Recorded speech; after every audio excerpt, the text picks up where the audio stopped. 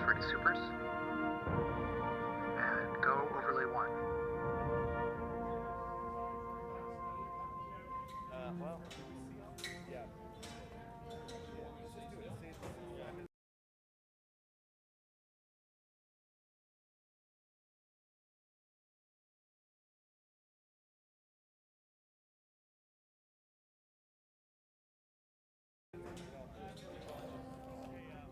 How we looking, Bob? Oh, you look great, and I think we are ready to begin whenever Rich arrives. Thank you, Glenda. You give my best to Jim now, won't you? This is for you, Mr. Dawes. Oh, thank you. And call me Rich. Bob, nice to see you again. It's always a pleasure, Rich. Though, Tony. So good to see you, my friend. Are you nervous? No, I've done my preparations. You always do. Are you ready? Ready. All right, folks, we are ready to begin. In 3, 2.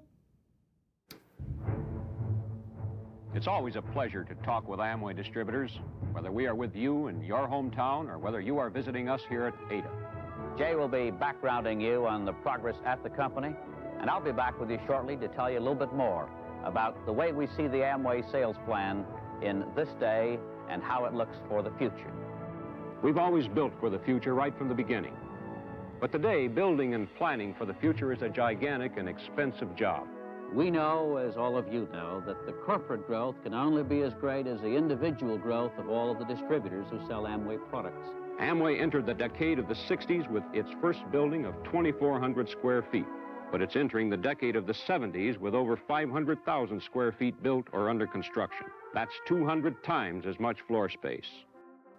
Our eyes are always on the future. Hundreds of persons at the Amway office are at work every day on projects for next year and for the year after to ensure that we will always be ready for the dynamic growth of this great organization. That's our challenge, and yours, as we enter the decade of the 1970s together.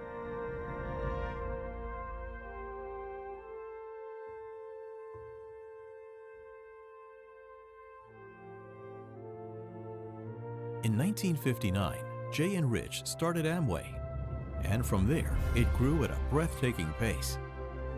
As the field of business owners grew, Jay and Rich continually reinvested in the business, increasing production, distribution channels, and research and development for an ever-expanding product line.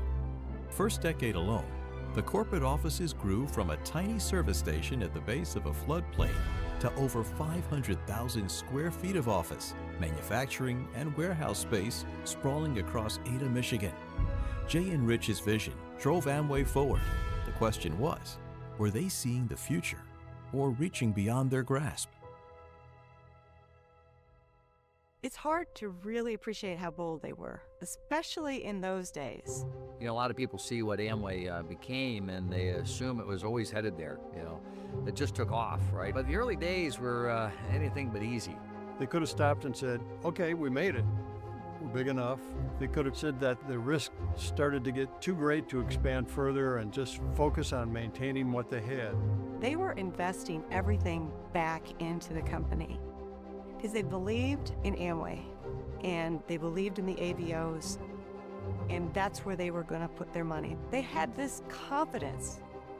My dad could see things and sort of go, oh, I think that has a potential to many other people. He was attracted originally to the biodegradable cleaning products, which nobody sold at that time. Now it's everywhere. And that's how that all began. They knew that they had something special, not only for themselves, but for many other people as well. There's a story that a business owner told. It was early on in Amway, but we're growing by leaps and bounds at this point. It was often that Dan Rich would bring out top distributors to have meetings and tour the manufacturing facility as well as the warehouses. And there was a group of maybe half a dozen distributors that were touring the warehouse with him. And this distributor is looking at the long rows and rows and asked Dad, what if in 30 years, people have machines to do all the cleaning and people don't need these products anymore? My dad didn't miss a beat. He simply turned to resume his tour, and he actually replied, "Then we'll sell those machines." I think that kind of says everything. Dan and Rich were like that. They knew that it would keep growing, and they had confidence. The early days of the Amway business, certainly it starts in the U.S. It's Amway, American Way, it's all these sorts of things. And then, you know, we live in Michigan, and so there's a lot of people who are, you know, connected in Canada. And I said, well, maybe we should bring the business to Canada. So that's what led us to expand to other countries as well. But China was always sort of this dream, this possibility. At the time, the potential was enormous. 1 billion people just beginning to open to the West. Most companies thought it was too risky. This was the 1980s and 90s. Amway had already expanded into Canada, Australia, and the UK, all important markets. But China? That was a whole different ballgame. I think they saw a similar hunger, a similar hustle in the people of China.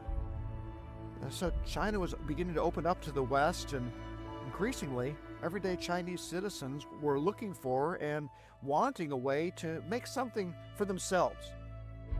But they needed an opportunity. So we made the leap. It wasn't long before that, before we had offices and warehouses and thousands of Chinese Amway business owners. It was uncharted territory, culturally and politically. The leap into China showed just how bold and future-minded they were. We did very well. Actually, in the very first year, we already do $100 million in sales. This was a market that, you know, people are looking for opportunities. They love quality products. We entered, you know, big time. But then our method of marketing, direct selling, is very new to China. Things were growing even better than we had hoped until we got the call. Direct selling was banned in China. Everything shut down. The manufacturing halted, product just sitting there. Everything froze overnight. Conveyor belts silent. Thousands of workers in limbo. It was devastating. All those businesses, all those families. China was an extremely ambitious expansion. You know, especially at the time, we invested so much in the market. From a China standpoint, very much confusion. They'd never seen a business like ours, a business that has many, many people selling products in all parts of their country. And that was, I think that made them a little bit nervous. So that direct selling ban came down in 1998 in April. I remember the day very clearly. So Rich was in the meeting, and he listened to the situation, and you know what he said? Very, very clear, short, simple message. His first line is, Eva, we must persist. What I learned from Rich is don't make things complicated. So we went back to the government and said, we're willing to change our mode of operation. And so at the end, we were able to relaunch and do business again. This time we just opened shops. It was a real challenging time. But we did persist. We didn't give up. We found a solution. He believed the future was still there, and he wanted to push forward. But at our 5-year anniversary, Rich traveled to the market, and I happened to be with him. And we were at the manufacturing site. And Gan pointed out, Gan is the head of manufacturing for us, and he pointed out to Rich, oh, that's the site that belonged to Kellogg's. Instantly, Rich gave the response, oh, that site will belong to us very soon. We all said, well, Rich, we're just kind of getting through the direct selling ban. We're operational again, and things are going pretty good. And he goes, no, you better buy that land right now, because this business is going to be huge here in China. And sure enough, we did buy the land, and we needed that to support the tremendous growth. Somehow, Rich reads into the future with so much confidence. I simply don't know how he knew, but he knew. They had something about them that could see beyond the current challenges and believe that there was a better future there. They were never satisfied with maintaining. They were always looking forward and always pushing us to do better, be better, look for the next best thing. They kept doing the same thing. See an opportunity, chase it down with all your effort.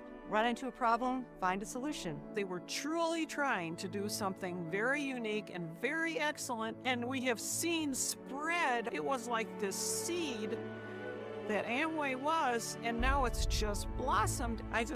It almost brings a tear to my eye, and I go, yeah, that was my dad. Rich is a very visionary person, and he has the big picture in his mind all the time. His nature was ideas, it was innovation, it was forward movement, it was opportunity and possibility and encouragement. My dad was an incredibly disciplined and hardworking person. He tended to not be frustrated in terms of the past because he was always looking forward. Even when they were older and they were not even, quote unquote, a vote on the board any longer, they were the ones who were still pushing us to make strong, visionary, forward-looking decisions. They never gave up. They never stopped thinking forward.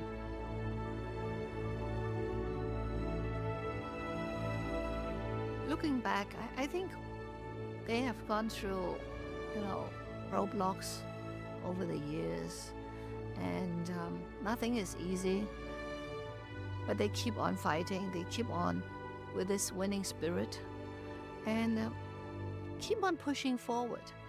For me, actually, the lesson of my dad and Jay is that vision isn't just seeing the future, it's having the courage to step into it. They showed us that curiosity and boldness, when anchored in values, can carry you through uncertainty. That was that vision that they had. That was something that they've modeled for us, and that's something that we all have tried to do in our own lives. If you want to honor their legacy, that's what you carry forward. There will always be challenge, there will always be adversities, there will always be obstacles. But what I learned from Jay and Rich is, if your goalpost is clear enough, you simply have to overcome and not give up. That's the kind of determination that is necessary for anybody to be successful, to live life to its fullest. You keep looking ahead, you keep asking what's possible, and you never be afraid to build the future.